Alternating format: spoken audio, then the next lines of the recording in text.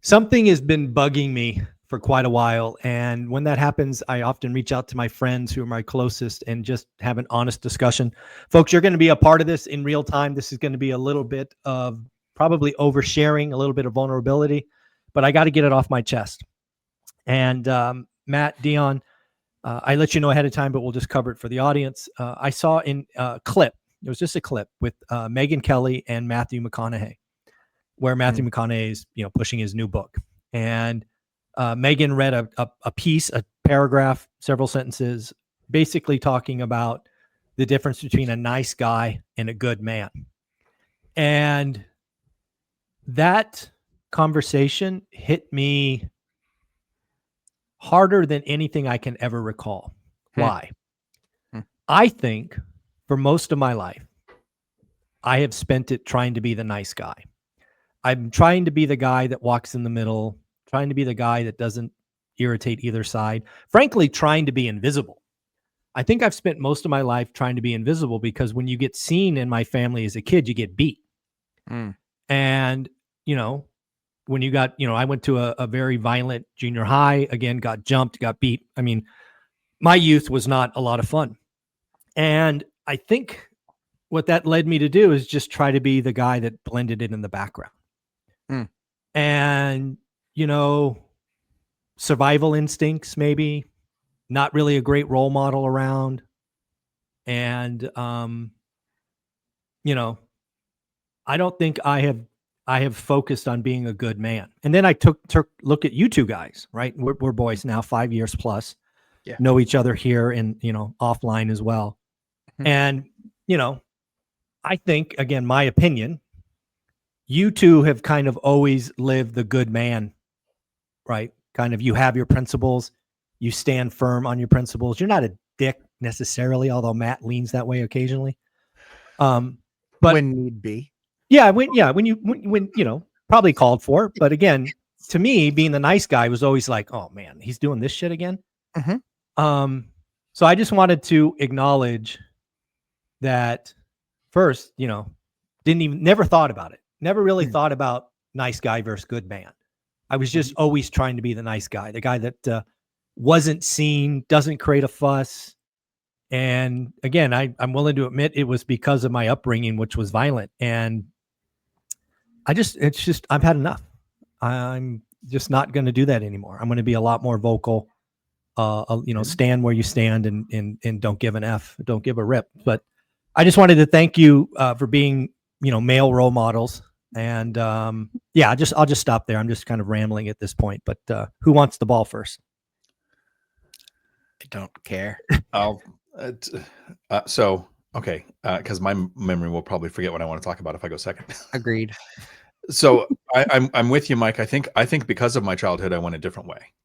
I had the same kind of violent childhood. My dad was like a John Wayne fan. So if you were a kid and you acted up, you got hit like an adult.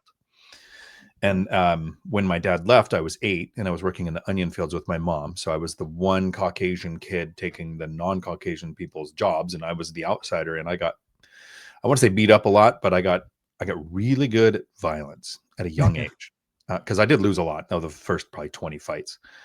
But what I took away from it was when you're good at something, it's your responsibility to share that.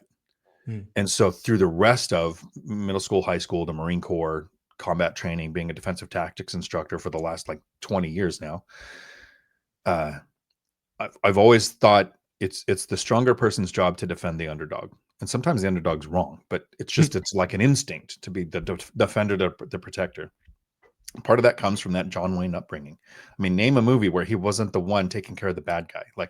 There's a million movies since then where that's the theme, but it really stuck with me. And I think a lot of us go back to our childhood, but as an adult, how I relate it is the way I would relate humor. And I've talked about this before, the East Coast humor, West Coast humor. So the West Coast humor is if you see somebody who has a flat, the personality is, oh, that sucks. I'm so sorry for you as they drive away. The East Coast humor is they see you with a flat and they say, you're retarded. Why don't you have a spare? Do you have a jack? And then they change the tire with you. Yes, sir. So that to me is the Matthew McConaughey's relation of nice versus good. The nice person is empathetic, empathic, like cares, but takes no action. And then the good person has the ethics, but is judgy too, and expects other people to have ethics too. And that's so one of the reasons why I really like what Matthew McConaughey says is because he put his family first. He could have stayed in Hollywood and been the nice guy and just said, hey, I'll take any role. I won't rock the boat or whatever. But he moves his family out of Hollywood. And he says, okay, that's a toxic environment. I don't want my family in that. If you want to work with me, here's where I live. And so he had like what we call principle. I've tried to do everything I do with principle, kind of even when it comes to creating content. There are 100 ways we could try to monetize this and hire the expensive teams and come up with the $40,000 2-day weekend whatevers. That would completely go against my principles. So yeah, I'm with you on this. That's an impactful thing I think people should watch. They should follow McConaughey. They should find his book. They should read it. They should watch the clips with him. He interviews really well. It's not just his acting skills. Yeah, he does. He makes you think. Yeah. Yeah. Matt, what do you think? Nice guy versus good man? I think it's nice to be a nice guy. Usually I don't have very many friends that are nice guys. Just don't. Like my guys are the circle the really tight circle that I'm in. They're good men. And that means that we take the role of being leaders in our household. We take the role of providing for our family. We take the role of, whether you believe in it or not, spiritual covering for our families. I pray for my kids, and the thing that I pray for my kids is that they would have honor and character and wisdom. I think that those things are very rare things that you see. You don't see them in business very often. Very often, it's a challenge to do business with people that are not honorable and people that lack character. And so that's a challenge. That's what contracts exist for, but contracts are only needed because handshakes aren't good enough. And very often I know my handshake's good, but theirs isn't. And so that's why we have to do some things the way that we do them. But yeah, being a good man, I think it's, we all fall short. We all make mistakes daily. It's not to say that a good man is less error prone than a nice man. But it's making sure that there is a line in the sand that will not be crossed. And if it gets crossed, yeah, that's the big find out. Yeah, that's the big one for me. Cause again, I'm willing to admit here very vulnerably that I've not focused on being a good man. I've focused on being a nice guy for 50 some odd years because it was, and I never even saw anything wrong with it. I saw it as survival. Sure. But that doesn't make it okay. It's frankly been a mistake. I'm going to challenge you, Mike, just to see if you can defend your position. Okay. Yeah, go ahead. A nice guy would tell people, I understand you're afraid. I understand you watch a lot of Crash Bro videos. It's okay to not take action. A good guy goes, that's not in their best interest. I understand you watch a lot of fear porn and you don't want to take action, but look what's possible. Look what's possible in all these years when it is challenging. I think you have a lot of good qualities where you are nice. I get it. You're nice. But when you take a bigger, step back and take a look at it, I think you usually take the good stance. What's best for people. Yeah, I certainly appreciate that. But when I look at who I've been both online and in person, and much of my life was lived not on social media, right? I didn't have the only social media I had before this was LinkedIn. Yeah. And again, in my interactions, I was far more likely to focus on being the good guy, right? The nice guy. Sorry, the nice guy. Because I just was trying to survive, right? I was trying to get to the other side without creating waves. I saw waves as conflict, and conflict was bad. That's just how my brain worked, defense mechanism. Again, I'm sitting here telling you this is bullshit and crap but it is what it was. Now, right, with enough FU money, getting a little more callous online, right, from the hate that you get, being around guys like you, Millennial Mike, that are good men, it's showing me, and again, sometimes it takes just this outside voice, Matthew McConaughey, a 60-second clip on IG. It was like, you freaking idiot have been doing this wrong. And yes, I do have my moments, hopefully more moments now than before, but I'm not going to sit here today at 53 saying I've spent most of my life as a good man. No. I mean, sure, I've done some good things. Maybe I've been principled here and there, but dude, if I'm just honest, 90% of my life has been trying to survive and not be seen. It's just it is what it is, and it's not going to be that way anymore. I think it's a good lens to look through decisions at. When you're making a choice, think, what would the nice response be? What would the good response be? There is a difference. Yeah, there like is if you're dealing absolutely with a your difference. kids. Yeah. Nice is you don't have to do your homework. You can go to the event. You don't have to be in trouble for what this thing that you did wrong.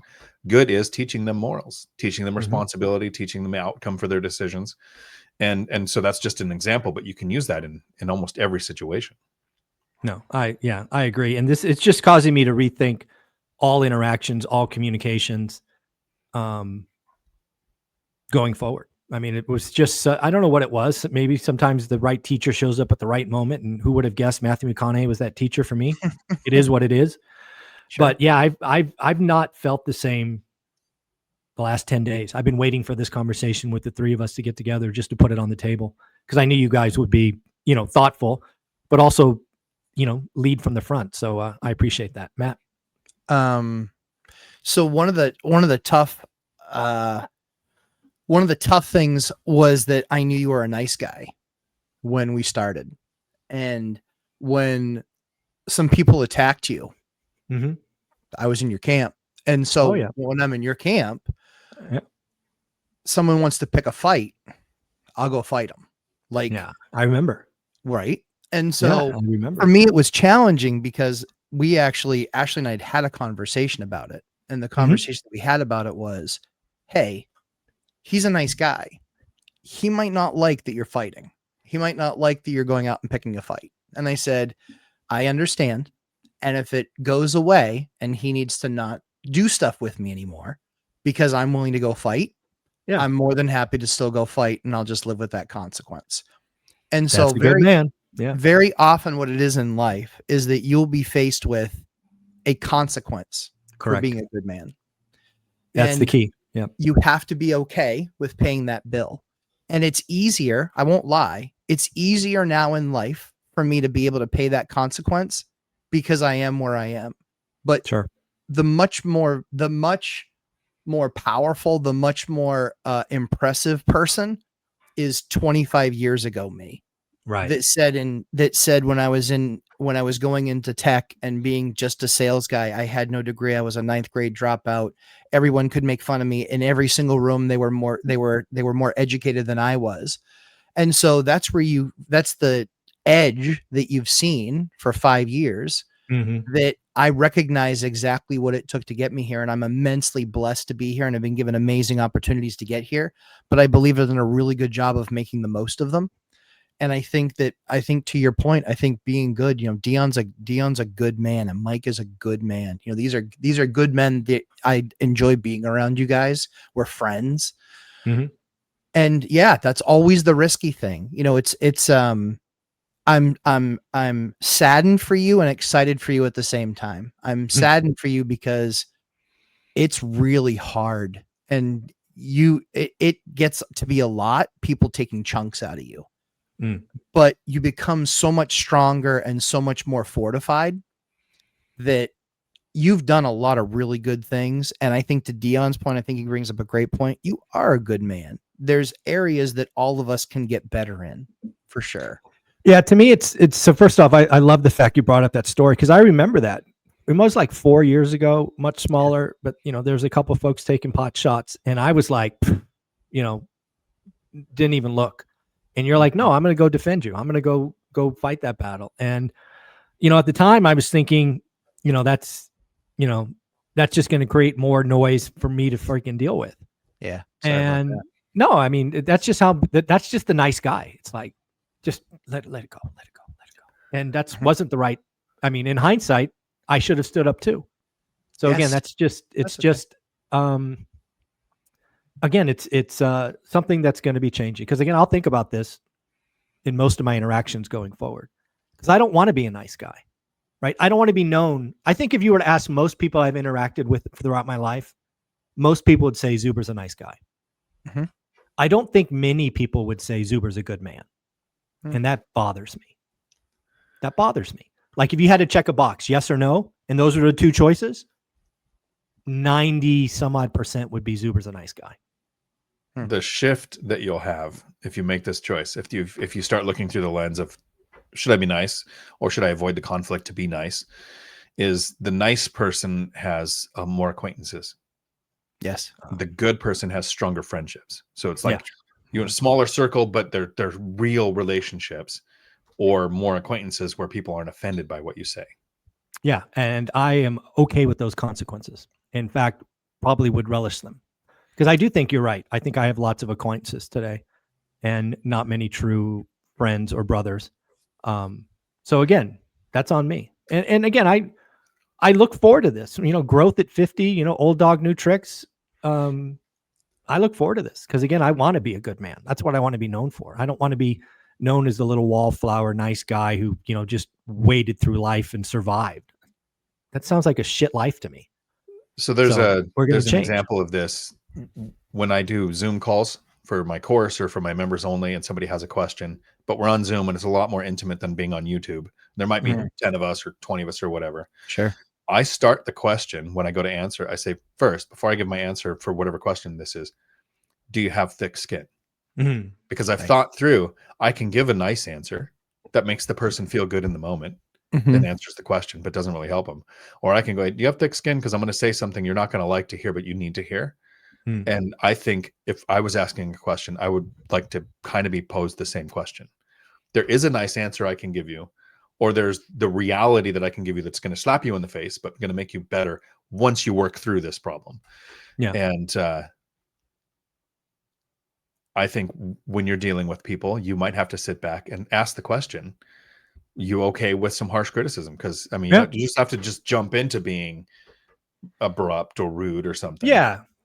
It's not about being a dick or an asshole or anything of that nature. It's just about being principled. And to me, it's again, I just envision most of my life kind of being that person that disappears into the background. Yeah, they were there, but you don't really remember why. And I think that's a shit life. And it's not going to happen anymore. So anyway, this is just something that's been bugging me for 10 days. Thank you guys for listening. Dion, where can they find you? Right here on YouTube, Dion Talk Financial Freedom, where I tend to offend people because I'd rather help them than be nice. Oh, you do it so well. Matt? Lumberjack Landlord, 9 p.m. Thursday nights on my live. Excited to be with my guys out there in big BP Con this weekend. Mike, that's a really hard realization at any time in life. 20, 30, 40, 50. It's hard. It's hard to be a good man. We're not perfect.